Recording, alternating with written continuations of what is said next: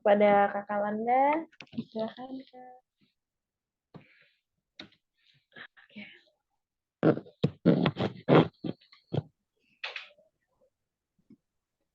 Adik lupa doa dulu apa langsung sih? Boleh doa dulu. Mari kita bersatukan hati.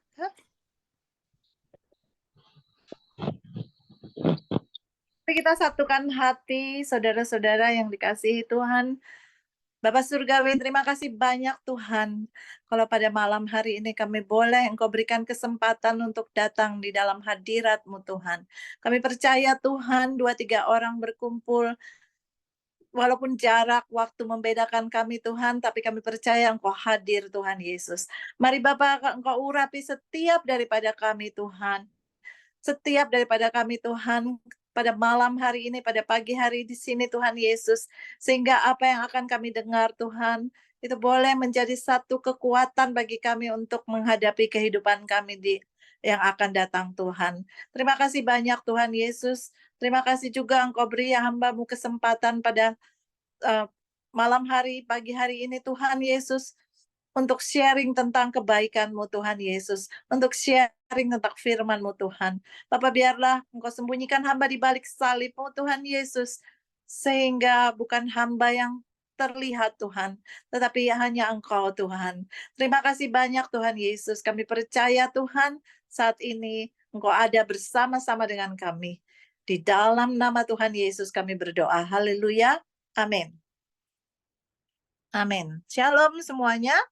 Shalom, Bapak Oma, Tante, anak-anak yang dikasihi Tuhan. Pada malam hari ini kita mau belajar bersama-sama. Mari kita buka firman Tuhan di dalam Markus 10 ayat 46 sampai 52. Agak banyak nih ya ayatnya. Kalau boleh minta Peti boleh bacain nggak ya? Oh, Seselanda aja deh baca yang ini, nanti Peti yang lainnya. Boleh ya, Dek? Oke, kita Sanda akan baca Markus 10 ayat 46 sampai 52. Judulnya Yesus menyembuhkan Bartimeus. Lalu tibalah Yesus dan murid-muridnya di Yeriko. Dan ketika Yesus keluar dari Yeriko bersama-sama dengan murid-muridnya dan banyak orang yang berbondong-bondong, ada seorang pengemis yang buta bernama Bartimeus, anak Timeus, duduk di pinggir jalan. Ketika didengarnya bahwa itu adalah Yesus orang Nazaret, mulailah ia berseru, "Yesus, anak Daud, kasihanilah aku." Banyak orang menegurnya supaya ia diam.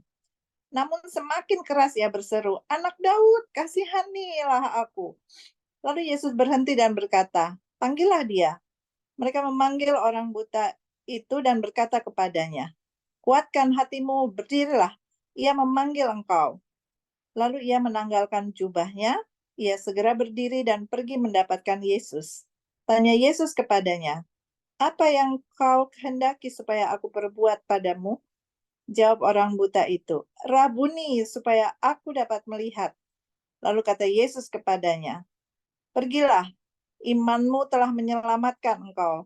Pada saat itu juga melihatlah ia, lalu ia mengikuti Yesus dalam perjalanannya. Haleluya. Amin.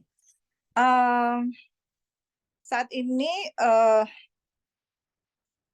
ayat yang tadi kita baca itu Susana mau itu pembukaannya ya. Itu bercerita tentang orang yang buta jasmani. Mata ini adalah satu indera yang sangat penting. Mungkin untuk orang-orang yang udah lebih tua, kalau udah ada kataraknya atau ada glaukomanya, itu akan jadi susah ya. Nah, itu menandakan bahwa betapa pentingnya mata itu. Tanpa mata, kita nggak bisa lihat apa-apa ya, kalau itu mata jasmani. Nah, sekarang kita mau belajar bersama-sama tentang mata rohani. Kalau mata jasmani aja sudah membuat kita susah, kita perlu pertolongan orang kalau kita buta, bagaimana dengan mata rohani? Saat ini kita mau Lihat bersama-sama di 2 Raja-Raja 6 ayat 1 sampai 15. Boleh minta Ade Peti bacain? Ya, 2 Raja-Raja 6. Terima kasih. Ayat ayat 8 Oh, sampai ayat 8 8 aja. sampai Ayat 15. 8 sampai 15. Iya, Dek. Thank you. Oke. Tindakan Elisa dalam peperangan melawan Aram. Ayat 8. Iya. Raja negeri Aram sedang berperang melawan Israel. Ia berunding dengan pegawai-pegawainya lalu katanya, "Ke tempat ini dan itu haruslah kamu turun menghadang." Tetapi abdi Allah menyuruh orang kepada Raja Israel mengatakan, "Awas, jangan lewat dari tempat itu, sebab orang Aram sudah turun menghadang ke sana." Sebab itu Raja Israel menyuruh orang-orang ke tempat yang disebutkan abdi Allah kepadanya. Demikianlah Elisa memperingatkan kepadanya supaya berawas-awas di sana, bukan sekali 2 kali saja. Lalu mengamuklah hati Raja Aram tentang hal itu. Maka dipanggilnyalah pegawai-pegawainya, katanya kepada mereka, "Tidakkah dapat kamu memberitahukan kepadaku siapa dari kita memihak kepada Raja Israel?" Tetapi berkatalah salah seorang pegawainya, "Tidak, tuanku raja, melainkan Elisa, nabi yang di Israel. Dialah yang memberitahukan kepada Raja Israel tentang perkataan yang diucapkan oleh tuanku di kamar tidurmu." Berkatalah raja, "Pergilah melihat di mana dia, supaya aku menyuruh orang menangkap dia." Lalu diberitahukanlah kepadanya, dia ada di Dotan. Maka dikirimnyalah ke sana kuda serta kereta dan tentara yang besar. Sampailah mereka pada waktu malam, lalu mengepung kota itu. Ketika pelayan abdi Allah bangun pagi-pagi dan pergi keluar, maka tampaklah suatu tentara dengan kuda dan kereta ada di sekeliling kota itu. Lalu berkatalah bujangnya itu kepadanya, "Celaka tuanku, apakah yang akan kita perbuat?" Amin. Sampai situ dulu ya. Sampai situ dulu, Dek. Iya, sampai situ dulu. Terima kasih, Peti. Nah, kita lihat di sini yang kita mau belajar bersama-sama membahas firman Tuhan adalah mengenai saat itu jadi ceritanya waktu itu rada singkat ya. Raja Aram tuh berperang sama Israel, udah gitu terus Elisa yang memperingati orang Israel supaya jangan jalan lewat situ, jangan jalan lewat sini, karena ada orang-orang Aram yang sedang mengepung di situ. Nah, dari nasihat Elisa itu Raja Aram jadi marah banget gitu karena dia nggak bisa. Dia kira ada orang yang bersekongkol di dalam Aram. Siapa yang bersekongkol? Tapi mereka bilang bukan, itu Elisa ya. Nah, akhirnya bayangin dari yang kita baca tadi itu cuman untuk menyerang Elisa, dia suruh semua kereta kuda, orang-orang tuh tentara yang berkuda mau menyerang Elisa. Bayangin seperti mau menyerang satu negara, menyerang seorang hamba Tuhan, ya. Dia mempersiapkannya seperti itu. Sampai pelayannya Elisa namanya Gehazi, waktu bangun pagi-pagi dia lihat, banyak banget nih tentara-tentara di situ. Dia jadi panik. Dia jadi panik sampai bilangnya gitu, "Celaka." Katanya kayak gitu ya, di sini kita baca ya. Nah, kita lihat reaksi dari Gehazi itu, dia ngelihat gitu loh, langsung dia ketakutan. Ketakutan luar biasa, sampai mungkin dia mau lari dari situ. Karena dia bilang di sini, "Celakalah tuanku, apa yang akan kita perbuat?" Gitu loh. Dia dalam keadaan yang luar biasa panik. Karena pasti Susana percaya itu pasti banyak banget kuda yang ada di situ ya. Nah, kita sekarang mau lihat ayat 16. Bagaimana Elisa menanggapinya. Reaksi Elisa itu ternyata berbeda. Ayo kita minta tolong lagi sama Peti untuk bacain ayat 16. Ayat 16 jawabnya, "Jangan takut, sebab lebih banyak yang menyertai kita daripada yang menyertai mereka." Haleluya, kita beri kemuliaan bagi Tuhan. Luar biasa ya. Tapi ternyata Gehazi nggak bisa lihat itu. Gehazi cuma bisa lihat tentara yang berkuda yang membuat dia jadi panik, dia jadi takut. dia nggak bisa lihat apa yang dilihat sama Elisa. Elisa melihat, ternyata di sini kita mau belajar, Elisa melihat dengan mata rohaninya, dia bisa melihat bahwa Tuhan sudah mengirimkan tentaranya, Tuhan sudah mengirimkan pasukan malaikatnya yang berkuda pakai api lagi. Bayangkan, Tuhan sudah mempersiapkan seperti itu. Jadi di sini kita lihat bagaimana perbedaan dari dua mata yang melihat dengan keadaan jasmani dan mata yang melihat dengan rohani. Mata yang melihat dengan rohani itu lebih tenang menghadapinya, ya, lebih tenang dan lebih melihat sesuatu yang dahsyat, lebih melihat rencana Tuhan ke depannya, ya. Jadi kita bisa lihat tuh, Elisa bisa melihat seperti itu. Nah, kita mau baca lagi ayatnya yang ke-18 sampai ke-23. Boleh, Adik? Sip.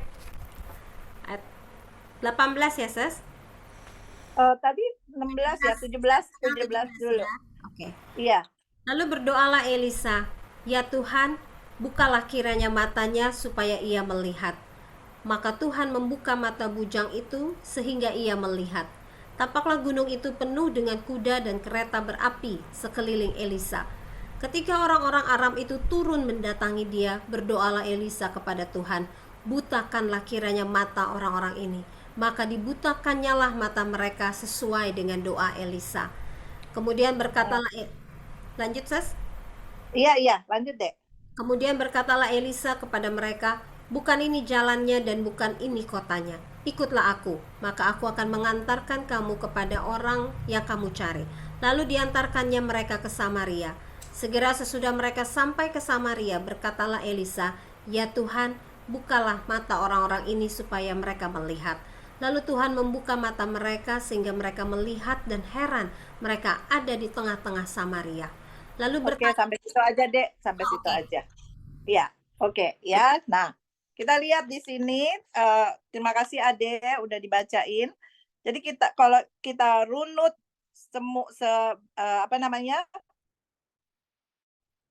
bacaan yang tadi kita baca, di sini kita lihat ada 3 jenis mata. Pertama, matanya orang Aram. Matanya orang Aram yang dibutakan Tuhan. Yang kedua, matanya Gehasi.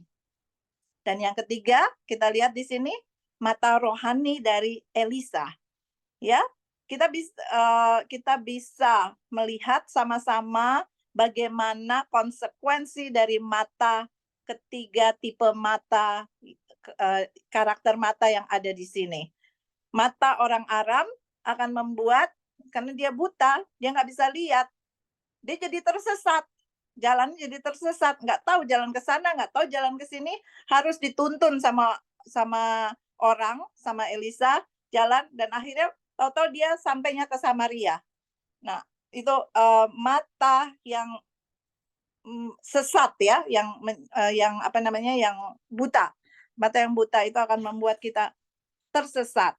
Nah, saat-saat ini kita dalam keadaan hidup di akhir zaman, di mana banyak penyesat-penyesat, banyak hamba-hamba Tuhan yang palsu, banyak penyesat-penyesat yang mau untuk menyesatkan kita gitu ya. Nah, orang-orang seperti orang Aram ini, mereka akan gampang untuk mengalami penyesatan. Seperti kita lihat, kita mau baca di 2 Timotius 3 ayat 13. Susanda bacain ya. Sedangkan orang jahat dan penipu akan bertambah jahat. Mereka menyesatkan dan disesatkan. 2 Timotius 3 ayat 13. Terus yang satu lagi kita mau lihat dari sini, Matius 24 ayat 11.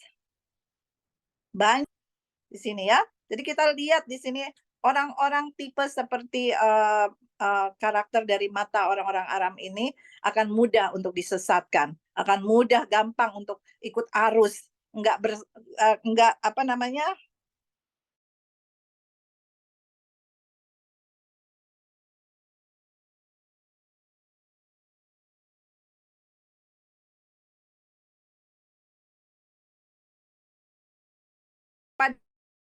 ada masalah. Apakah itu masalah? Elisa berdoa, dan pada saat itu juga mata rohani dari Gehazi terbuka. Jadi dia bisa lihat apa yang dilihat Elisa, dia bisa lihat. Bagaimana dia bisa seperti itu? Karena Elisa berdoa. Jadi itulah ada satu kekuatan doa yang terjadi di sini yang membuat mata rohani dari Gehazi yang dipenuhi itu bisa tersingkap dan dia bisa melihat. Nah, ada orang-orang seperti ini juga. Apakah kita ada di situ? Kita ada di orang Aram. Selanda percaya bahwa kita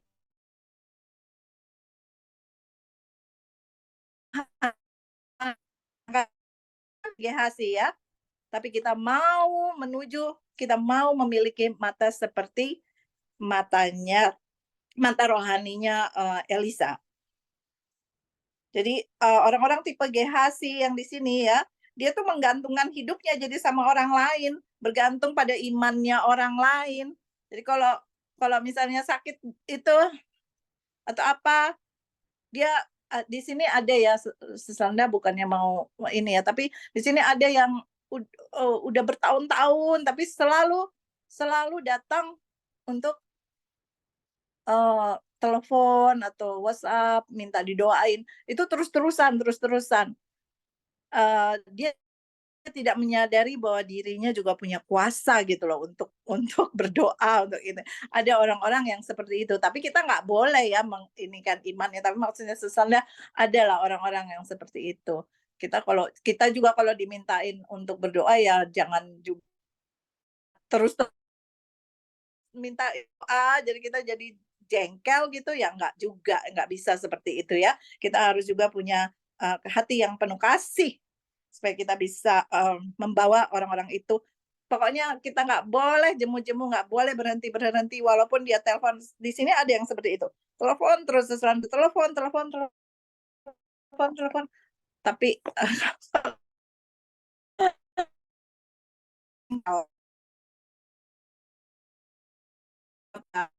kita hati karena semua nggak sama ya keimanan kita.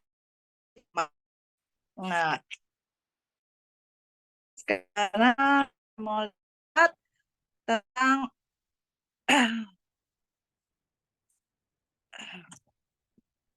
mata rohaninya si Bapak Elisa Une Putih.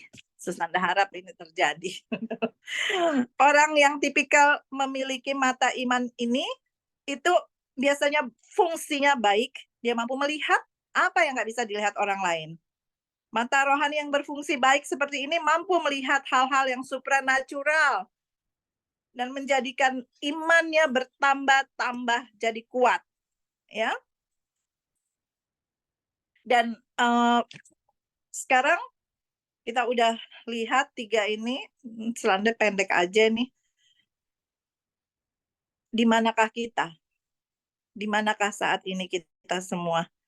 Selanda percaya yang mudah juga cuman stuck, khawatir seperti tadi kesaksiannya Fresia bagus banget ya, bahwa dengan doa Fresia jadi percaya gitu loh, masih muda tapi memiliki proses iman yang membuat Fresia jadi tambah kuat sama Tuhan gitu loh. Jadi pada saat apapun ini mata terbuka juga bahwa orang-orang yang lain mengenal Tuhan, soalnya percaya melalui proses yang kita alami di dalam hidup, muda atau tua atau seberapapun umur kita, itu akan berguna bagi iman percaya kita dibangkitkan bagi Tuhan. Ya. Nah, sekarang pertanyaannya, bagaimana untuk memiliki mata rohani seperti Elisa? Supaya kita nggak disesatkan, supaya kita nggak gampang khawatir, supaya kita nggak mengandalkan kepandaian kita, mengandalkan logika kita. Di firman Tuhan ini sudah dijelaskan ya, bahwa kita lihat mata rohani Elisa ini terasah karena adanya hubungan yang intim dengan Tuhan. Bagaimana kita tahu Elisa punya hubungan yang intim dengan Tuhan? Pertanyaannya, bagaimana tahu dia punya hubungan yang intim? Itu terbukti waktu Elisa berdoa, nggak 1 hari, nggak 2 hari, nggak 3 hari. In the second Tuhan langsung menjawabnya.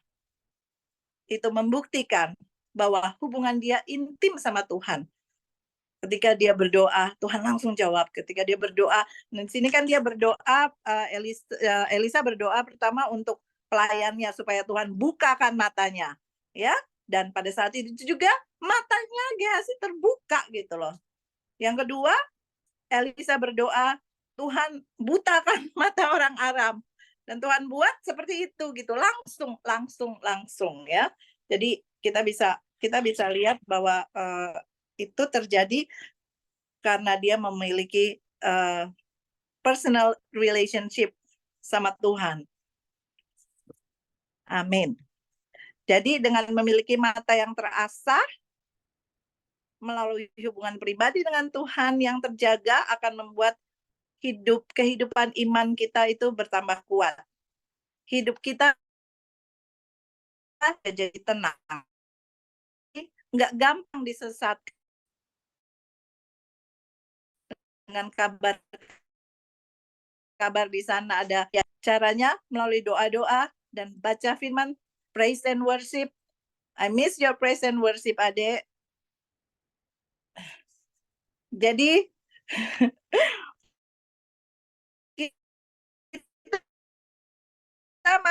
jika masih pada Gehazi, mata rohani, Mazmur 119 ayat 18. Boleh Ade tolong bacakan? Mazmur 119 ayat 18. Mazmur 119 ayat 18. Singkapkanlah mataku supaya aku memandang keajaiban-keajaiban dari Tauratmu. Amin. Amin. Jadi kalau kita nggak usah angkat tangan, kita menilai diri kita adanya di mana, di fase mana, kita minta Tuhan singkapkan sehingga mata rohani kita bisa terbuka. Ya, seperti Gehazi berdoa seperti Elisa berdoa untuk Gehazi. Saat ini kita bisa secara pribadi berdoa sama Tuhan, minta Tuhan singkapkan sehingga kita bisa melihat, kita bisa menjadi tenang, kita bisa dikuatkan iman kita. Kiranya Roh Kudus menyingkapkan mata rohani kita dan memberi kita hikmat dalam menjalani hidup kita di masa-masa yang sukar saat-saat seperti ini. Tuhan Yesus memberkati. Amin. Doa firman, Sis. Oh iya. Oh iya. Mari kita satukan hati, pikiran kita mau bersatu di dalam doa. Bapa Surgawi, Bapa yang penuh kasih, Bapa yang luar biasa, Bapa yang dahsyat, Bapa yang ajaib, yang telah memberikan nyawa anak-Mu untuk kami semua, Tuhan. Kami mengucap syukur, kami berterima kasih, Tuhan, buat semua yang sudah Tuhan berikan di dalam kehidupan kami. Kami mengucap syukur, Tuhan, kalau pada malam hari ini kami boleh mendengarkan akan firman-Mu ya Tuhan Yesus. Terima kasih, dan terima kasih Tuhan. Jadikan kami setiap pribadi-pribadi di masa-masa yang sukar seperti ini Tuhan, kami boleh memiliki mata rohani seperti Elisa ya Tuhan Yesus. Kami boleh menjadi tenang Tuhan. Dan Tuhan, ajar kami untuk menghitung hari-hari kami. Agar kami memiliki hati yang bijaksana ketika kami mengalami hal-hal di dalam kehidupan kami. Tuhan Yesus, terima kasih banyak Tuhan Yesus. Biarlah Engkau singkapkan mata kami seperti Mazmur 119 ayat 18 Tuhan. Sehingga kami boleh mengerti, kami boleh menyaksikan keindahan Taurat-Mu Tuhan. Terima kasih Tuhan Yesus. Terima kasih banyak untuk perkumpulan kami ini Tuhan. Bapa, taruh kerinduan di dalam hati setiap kami Tuhan. Beri kasih mula-mula kami boleh juga terus ada Tuhan. Jangan padamkan roh kami Tuhan. Sehingga kami boleh merindukan Tuhan Yesus untuk berkumpul bersama saudara-saudara kami Tuhan. Menyaksikan kebaikan Tuhan melalui firman Tuhan yang ditaburkan, melalui praise and worship yang dibawakan Tuhan. Berkati setiap dari kami Tuhan. Jangan ada satu pun yang tertinggal Tuhan. Terima kasih banyak Tuhan Yesus. Terpujilah nama Tuhan di atas segala-galanya. Amin. In Jesus' name, amin.